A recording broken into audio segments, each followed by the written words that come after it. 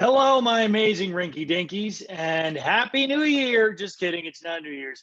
But what it is another day that we're alive, another day that we can be happy that we have the opportunity to go to school, and happy that we have the opportunity to watch videos featuring Senor Z. So, anyway, hope you had fun on the map exam. But really, at the end of the day, what we want you to do in humanities, if there's one thing that Senor DeGiorgio and I could choose, it's that we want you to fall in love with reading. Reading for fun, independent reading. Because Senor DeGiorgio and I both know that there is nothing better than escaping the world around you by opening an amazing book and burying yourself inside that book for minutes or hours and just getting away from whatever you're dealing with and getting into the story and the life and the world of another person. Sometimes it reminds us of our own lives and we can make connections. And sometimes that world is so different and so fascinating. And either way, it's almost always a wonderful experience. So because of that, remember that you had reading to do this past week and the week before that on Learning Ally. So I'm going to share my screen and I am going to open up Learning Ally. And remember, there were 4 books, maybe 5 books that you could have read. One was Alma and How She Got Her Name. The next was Amina's Voice. The next was Ghost. The next was Ghost Boys, which many of you chose. And then the last was this book right here called Hush. Which book did you choose? Or did you choose a different book? Well, whichever book you choose, did you like it or did you not like it? And why or why not? Great. Now, which book would you like to read next? What kind of book would you like to read next? You want it to be a romance book or a mystery book? What kind of book would you want to read next? Very cool. So guess what we're going to do today? We are going to preview 4 brand new books in Learning Ally that are in your Learning Ally library for you to read. The first one is called The Epic Fail of Arturo Zamora. Now, let me show you what I do when I want to research a book. So I might go to Amazon, right? And then I might type in The Epic Fail of Arturo Zamora, and I'll click on it. And then I'll look at the cover. That's the first thing I want to do.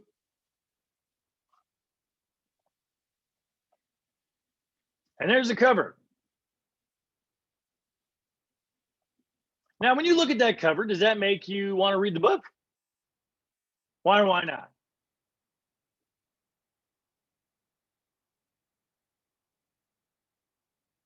All right. Now, that's not the last thing we should do, though, right? We should also look at the summary of the book, the synopsis of the book. So let's read it. Save the restaurant, save the town, get the girl, make Abuela proud. Can 13-year-old Arturo Zamora do it all? Or is he in for a big, epic fail? For Arturo, summertime in Miami means playing basketball until dark, sipping mango smoothies, and keeping cool under banyan trees. And maybe a few shifts as junior lunchtime dishwashers at Abuela's restaurant. Maybe. But this summer also includes Carmen, a poetry enthusiast who moves into Arturo's apartment complex and turns his stomach into a deep fryer. He almost doesn't notice the smarmy land developer who rolls into town and threatens to change it. Arturo refuses to let his family and community go down without a fight. And as he schemes with Carmen, Arturo discovers the power of poetry and protest through untold family stories and the work of Jose Marti. All right, so Summary seems kind of interesting to me. So what we're going to do now is actually read the first couple pages. Of course, we got to find it. Here it is. Download it. Let's read a minute or so.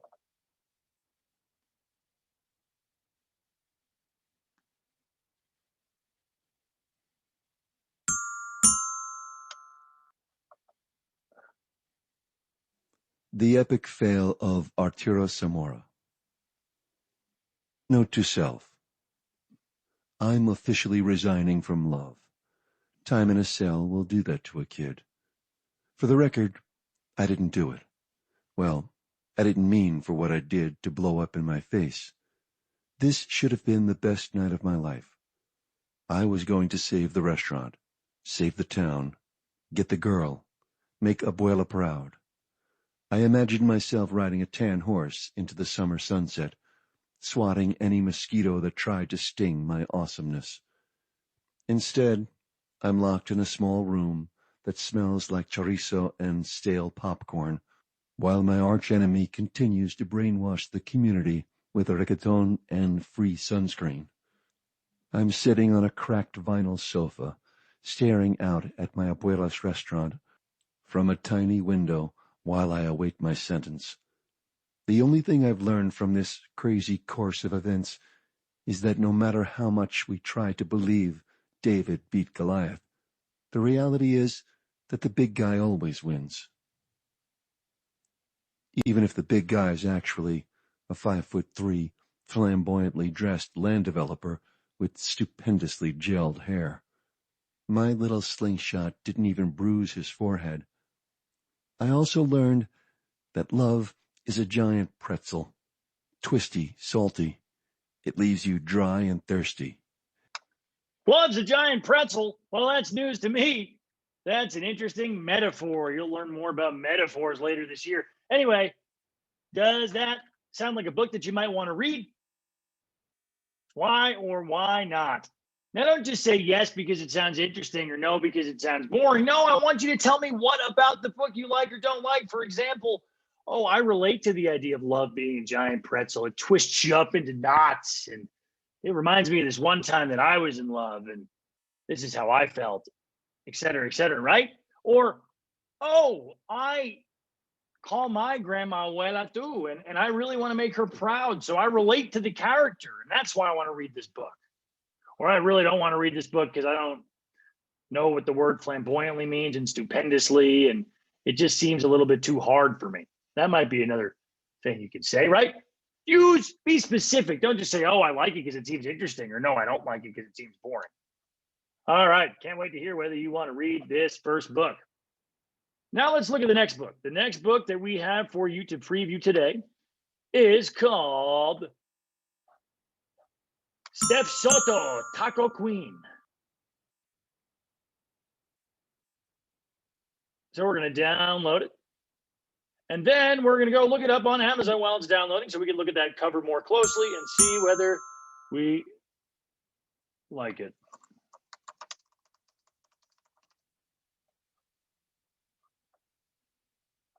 A different cover. Let's see.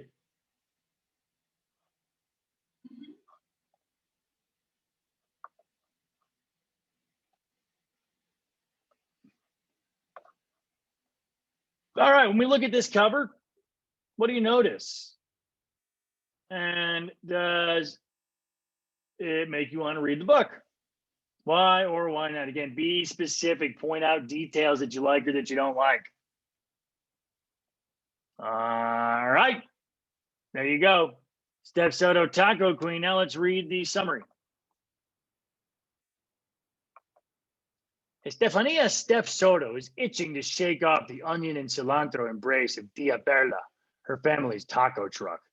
She wants nothing more than for Papi to get a normal job and for Tia Perla to be a distant memory.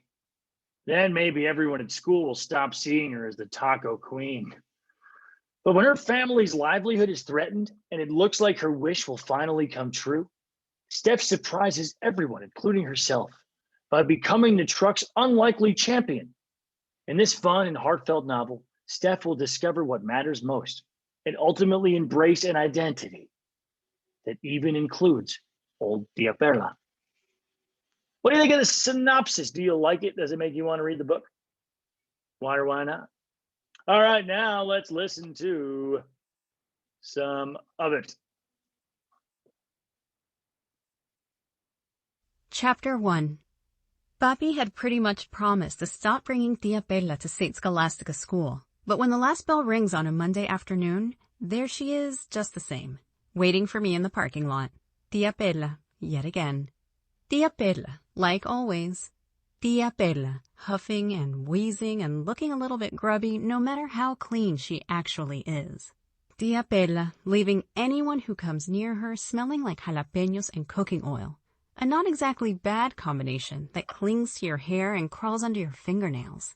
Tia Perla, Papi's taco truck, stuffed into a parking space meant for a much smaller car.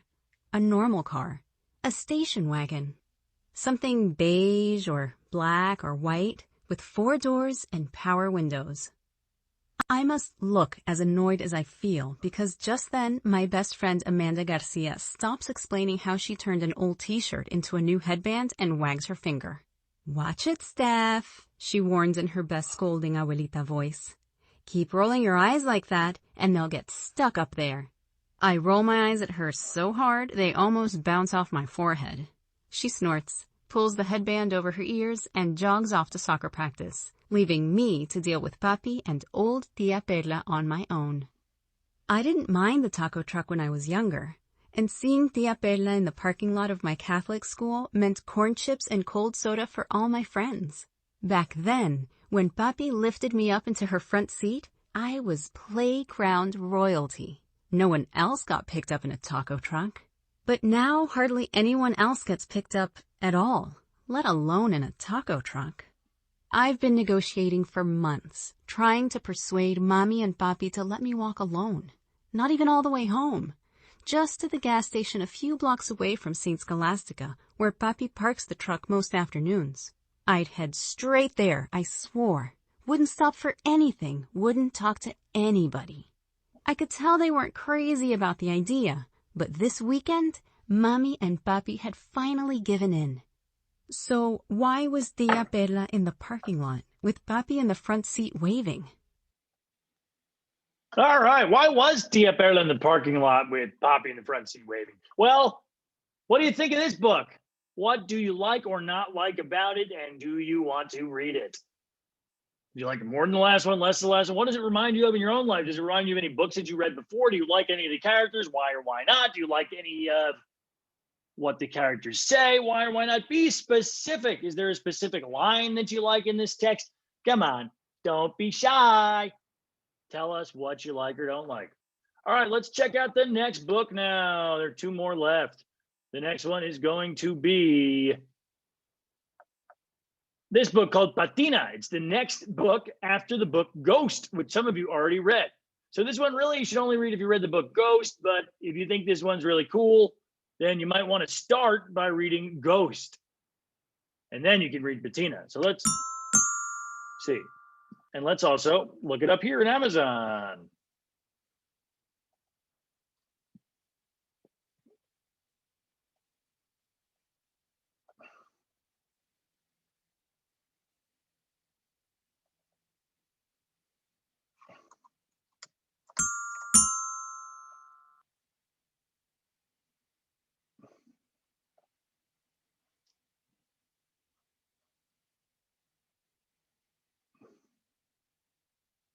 All right, first we're going to check out the cover.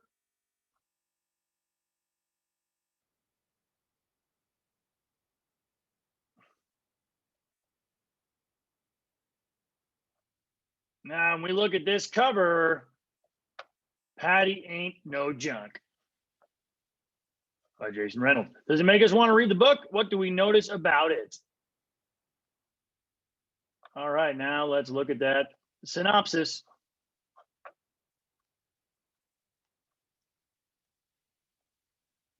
Can they say that it's a sequel to Ghost? A newbie to the track team, Patina must learn to rely on her teammates as she tries to outrun her personal demons. Ghost, Lou, Patina, Sonny. 4 kids from wildly different backgrounds with personalities that are explosive when they clash. But they're also 4 kids chosen for an elite middle school track team, a team that can qualify them for the Junior Olympics if they can get their acts together. They all have a lot to lose, but they also have a lot to prove, not only to each other, but to themselves. Patina, or Patty, runs like a flash. She runs for many reasons: to escape the taunts from the kids at the fancy schmancy new school she's been sent to ever since she and her little sister had to stop living with their mom. She runs from the reason why she's not able to live with her real mom anymore. Her mom has the sugar. Patty's terrified that the disease that took her mom's legs will one day take her away forever. And so Patty's also running for her mom, who can't. But can you ever really run away from any of this? As the stress builds, it's building up a pretty bad attitude as well. Coach won't tolerate bad attitude. No day, no way. And now he wants Patty to run relay, where you have to depend on other people. How's she going to do that? Nice, I like that. Let's see. First of all, did that make you want to read the book? Why or why not? What did you like about it? And now let's listen to the synopsis. Chapter 1. To do everything, including forgetting about the race and braiding my sister's hair. Ain't no such thing as a false start, because false means fake, and ain't no fake starts in track. Either you start or you don't. Either you run or you don't. No in between. Now there can be a wrong start. That makes more sense to me. Means you just start at the wrong time. Just jump early and break out running with no one there running with you. No competition except for your own brain that swears there's other people on your heels. But ain't nobody there, not for real. Ain't no chaser. That's what they really mean when they say false start. A real start at the wrong time. And at the first meet of the season, nobody knew that more than Ghost. Before the race, me and everybody else stood on the sidelines, clapping and hyping Ghost and Lou up as they took their marks. This was, of course, after they had already gassed each other up, talking to each other like there was no one else on the track but them. Funny how they went from mean mugging each other when they first met to becoming all buddy-buddy like they their own two-man gang or something. Lou and Ghost, sticking together like glue. Ha! Glue. Ghost and Lou. Glue. Get it? That could be their corny crew name. Lost would also work. Matter of fact, there was a moment where I thought that name might even be more fitting, especially after what Ghost did. See, at first, I thought he timed it perfectly. I thought Ghost pushed off from the line at the exact moment the gun went off, as if he just knew when it was coming, like he could feel it on the inside of him or something. But he didn't hear the second shot. Well, I take that back. Of course he heard it. It was a loud boom. It was impossible not to hear it. But he didn't know it meant that he jumped too early, that he'd false started. I mean, this was his first race. He had no clue that that second shot meant to stop running and start over. So he didn't. All righty then. Did you like it? Yes or no? Why or why not? Again, be specific. Oh, for example, I really liked the dynamics between all the different characters and the way that they joke around, right? I mean, that's just an example. Or, oh, this really reminded me of a time that I did X, Y, and Z in my life, right? Be specific. We want to hear your beautiful ideas. All right, and now for that last book, last but certainly not least, that we're going to preview today is called Lucky Broken Girl. Let's look it up on la computadora primero.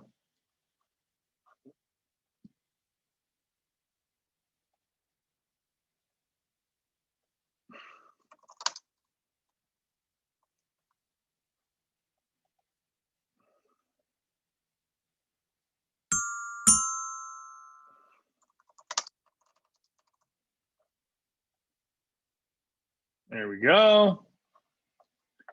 And let's click in.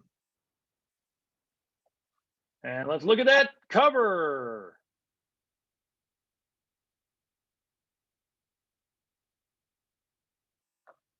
Zoom out a little bit. Lucky Broken Girl by Ruth Behar. Ruth Behar's heartfelt story reminds us how the broken places inside can heal. All right. So there we go. Now let's look at the synopsis. But first, tell me, does that cover make you, what do you notice? And does it make you want to read or not want to read the book? All right. Now let's look at that synopsis. A book for anyone mending from childhood wounds.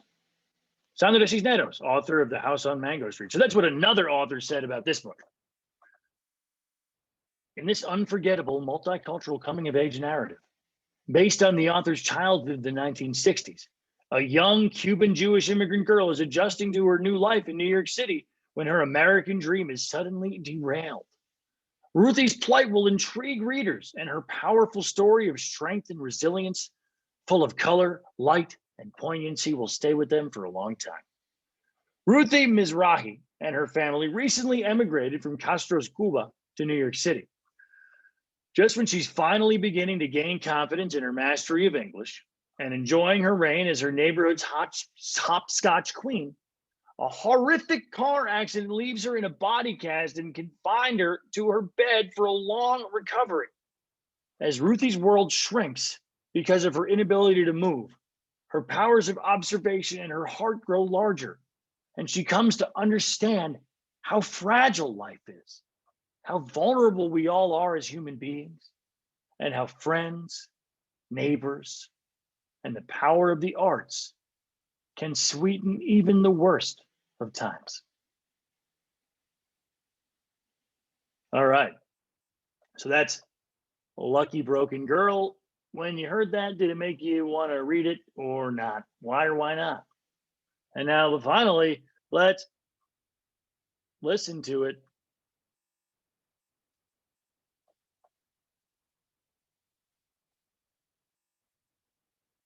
Part 1.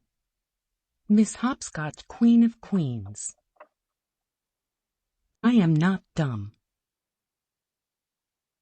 When we lived in Cuba, I was smart. But when we got to Queens in New York City, in the United States of America, I became dumb, just because I couldn't speak English. So I got put in the dumb class in 5th grade at PS 117. It's the class for the bobos, the kids who failed at math and reading.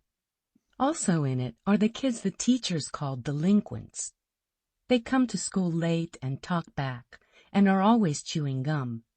Even though they're considered the bad kids, most of them are nice to me. "Here, Ruthie, have some chiclets," they whisper, and pass me a handful. We aren't supposed to chew gum in school, so we hold the chiclets in our mouths until we go outside for recess. Then we chew the chiclets to death and stick the gook on the bottom of our desks when we come back inside. Most of the kids know I'm in this class because I'm from another country, not because I really belong there. Or maybe I do belong there. It's been 8 months since school started, and our teacher promised I wouldn't be in the class for long. I am not dumb. I am not dumb. I am not dumb. The first time I worked up the courage to raise my hand in class was a few weeks after we had arrived from Cuba, and I was wearing flip-flops instead of shoes and socks like the other kids.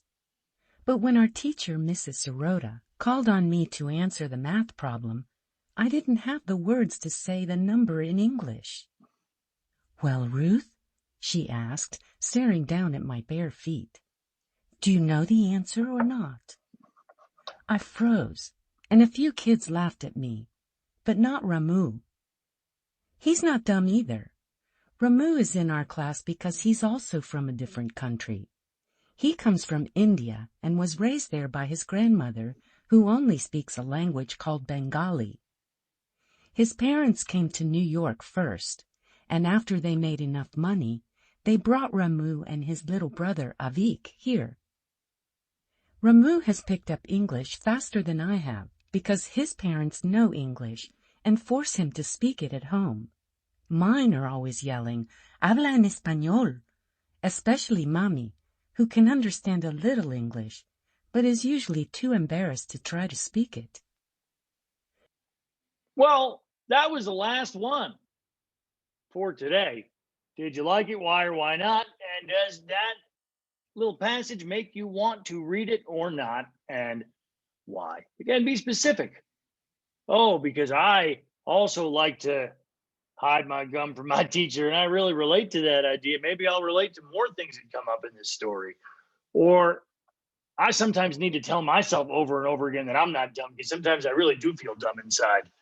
Or, I really didn't like this book because I just don't relate to any of this girl's problems. And I'm not from another country. I never had to learn how to speak English. I think that I would like a different kind of book, right?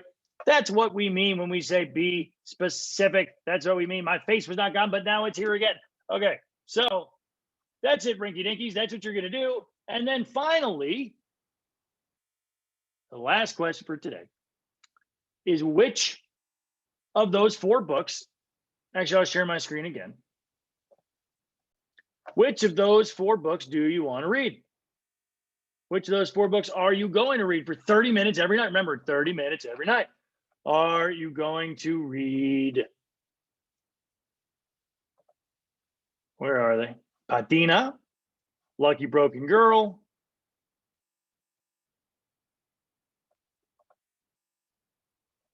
where are they? Patina, Lucky Broken Girl, the epic fail of Arturo Zamora, or help me find it. If you find it before me, you win the prize. Or Steph Soto, Taco Queen. There we go. That was the last one. Which one are you going to read? Or if you'd like, you can look through some of these others. Hey, Kiddos, good. Maybe one of the ones we read last time, that we introduced last time, that you didn't read. Maybe Ghost, if Patina sounded good and you didn't read Ghost yet, you want to read Ghost before you read Patina. Swing is a pretty good book. There are other books you can choose. Just check out your library. But don't exit out of this Ed puzzle until you tell us which book you are committed to reading on Learning Ally. And now, finally, just so that you know how to do Learning Ally, let's say that your name is Atlantis Rosario. Your username would be AR27, because that is your email. It would be, normally your email is at students.theamerican, right? But for Learning Ally, just AR27 or whatever your email is. And then it's 1, 2, 3, 4, 5, 6. Really easy. 1, 2, 3, 4, 5, 6. And then you just click log in. And that is it.